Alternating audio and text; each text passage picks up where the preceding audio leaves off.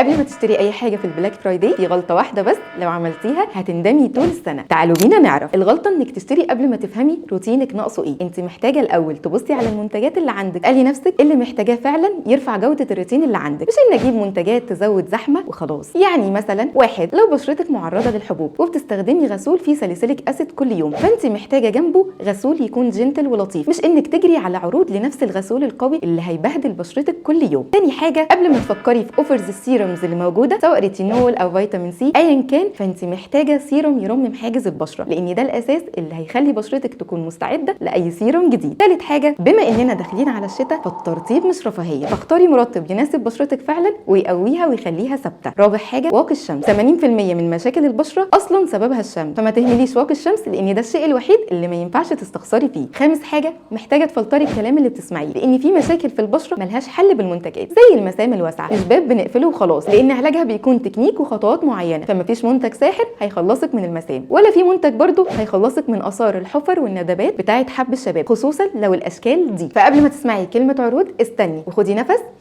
ورتبي اولوياتك وما تضغطيش نفسك لو انت مش مستعده، لان العرض اللي هيضغطك مش هيفيدك حتى لو مكتوب عليه خصم 90%. سيبيه ومفيش حاجه هتفوتك. اللي هيفوتك بجد انك تشتري حاجه غلط او تعملي ستوك ملوش لازمه، فاختاري اللي يريحك واللي انت محتاجاه بجد، وبصي على الاكسباير ديت، ده اهم من الخصم نفسه. يلا بقى هاتي ورقه وقلم، لان دلوقتي هبدا اقول لك على اقوى العروض اللي نازله، لان في عروض واصله لحد 75%، وانت بنفسك لازم تقرري اللي انت هتجيبيه.